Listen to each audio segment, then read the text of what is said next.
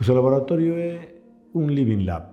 O laboratorio é o punto de chegada, desde o noso punto de vista, de 40 anos de investigación, de 40 anos de teses de doutoramento, pois posiblemente unhas 40 teses de doutoramento, de moitos proxectos e moitas investigacións para entender o mundo rural galego e atlántico desde o século XVIII, as súas formas de producción, a súa evolución, os seus cambios, o seu carácter innovador, as lóxicas tecnolóxicas que o definiron durante eses casi 300 anos,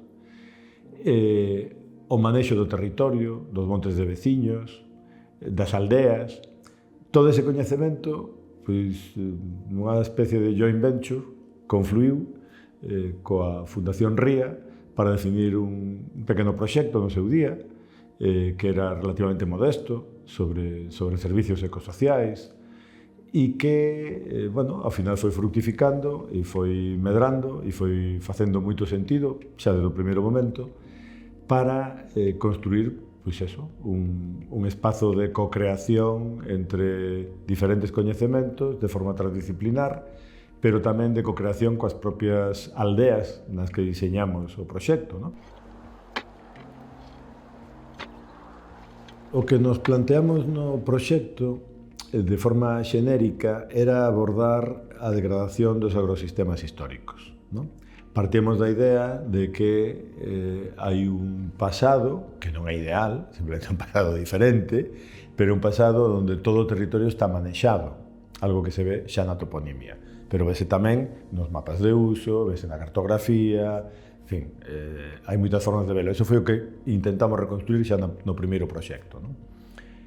Simplemente para dar a entender que os usos de hoxe non teñen que ver cos usos de cando ese territorio era moi productivo e era no marco de un sistema orgánico, pois tiña unha lógica de mosaico, era agrobiodiverso, era, digamos, podíamos enmarcalo nunha lógica agroecolóxica, rendía un montón de servicios agroecosistémicos, etc., non? Digamos que a degradación da biodiversidade e a reducción do mosaico era algo que necesitábamos mostrar, xa o coñecíamos, pero necesitábamos patentizalo para entender como poder pensar o futuro, non? Un futuro que está interrompido por accións moi duras respecto do territorio, como é a forestalización, na época da autarquía da primeira parte da dictadura, ou todo ese momento dunha agricultura industrial que o que fixo, ou doutro tipo de actividades que o que fixeron foi xenerar abandono ocupado con árbores, non? Con árbores que arden e xeneran novos problemas.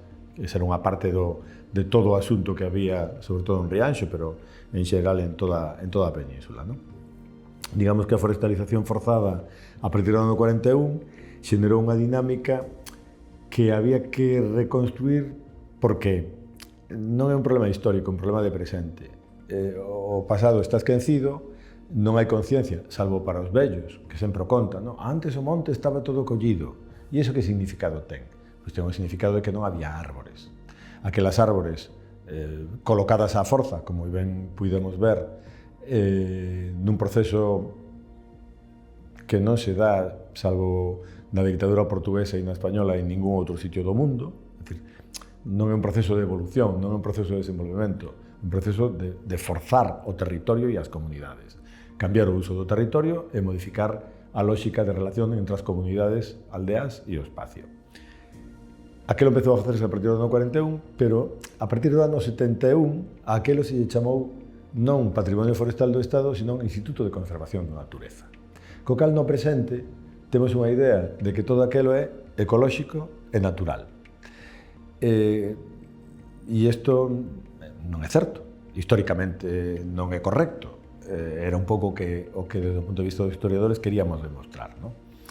E isto para qué? Pois para poder explicar precisamente que toda aquela lógica de abandono e de expulsión non ten que ver con unha evolución natural propia dos tempos, como moitas veces decimos ou creemos, non? Sino que ten que ver con rupturas que necesitan sanarse.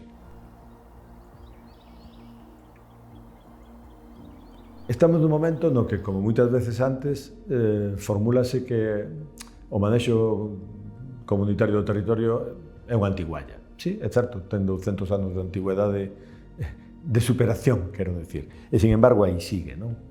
Entón, claro, isto xenera retos aos que o laboratorio se enfrenta, non? E eu creo que, gustaríame dicir antes de nada, que eu creo que nos estamos enfrentando de dúas formas. Con moito coñecemento, o sea, o que hai no laboratorio é moito coñecemento, xa o dixen ao principio, moito coñecemento de historia agraria, de economía agraria, de socioloxía rural, de políticas participativas, de pedagogía de Paulo Freire, de entendemento da paisaxe, de boa arquitectura. Todo ese coñecemento, estámoslo convertindo nunha innovación aplicada. Iso é o que queremos, non? É dicir, estámoslo convertindo en acto, non? E aí hai un concepto que estamos empezando a desenvolver e que eu xa utilicei en algún sitio e que creo que funciona, xustamente para intentar explicar algo que desenvolvimos bastante no CISPAC, na propia definición do centro, non? E que eu lle chamo gobernanza paisana, non? É dicir, quen goberna o territorio? Goberna o Estado, goberna Europa, goberna o Concello, goberna a parroquia, goberna o... Que non goberna? Se algo temos claro en Galicia a estas alturas, e podemos telo claro, é que goberna a xente que vive ali. Por eso, precisamente, despois de 200 anos, sigue habendo unha lógica comunitaria. Por eso, a pesar de que o Estado, na dictadura, expropiou os montes e se quixo quedar con eles, tuvo que devolvelos 30 anos máis tarde. Por eso, sigue habendo comunidades de montes.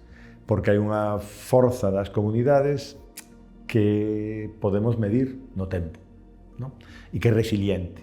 Non só é resistente, sino que é resiliente e é constructiva e ten capacidade de innovación. E é iso que estamos testando aquí, non? Eu creo que chegamos a unha conclusión moi potente que expresamos varias veces, creo que públicamente na presentación xa do primeiro libro do laboratorio, que é que a capacidade ambiental e social que ten Galicia e a súa propia lógica físico-climática e xeomorfolóxica, se queremos chamarlle así, pero todo iso xunto, non? Tamén a capacidade ambiental e a capacidade social e as enerxías e todo ese 25% do territorio que está manexado polas comunidades nos permite pensar en ser, digamos, o modelo e o espacio pioneiro dunha transición ambiental potente en Europa, non? É dicir, se hai algún territorio de Europa onde se poida que se poida convertir no laboratorio de toda a transición ecolóxica europea nunha lógica sustentable, seguramente ese territorio é Galicia. Esa conclusión que nós estamos sacando desde que empezamos a traballar nesto, e que tanto David Chipperfield como eu mesmo temos exposto máis dunha vez, non? Que forma parte tamén desa forma de entender bueno, o digo en términos personais, pero podo decirlo en términos colectivos, quero decir que o expresamos porque creo que queda bastante, digamos que compartimos o mismo entusiasmo para entendernos, ¿no? Que efectivamente estamos facendo algo que nos parece moi importante e algo que pode ser pioneiro. Que significa isto? Que do mismo modo que Baroña é o modelo para que sigan as outras comunidades de monte de Galicia, e creo que todos chegamos a esa conclusión, pois Galicia pode ser, se o traballamos ben e xeneramos condicións adecuadas, e porque temos as condicións para facelo, o coñecemento e as lóxicas, pode ser, digamos, a punta de lanza, o modelo dunha correcta transición ambiental no conxunto europeo.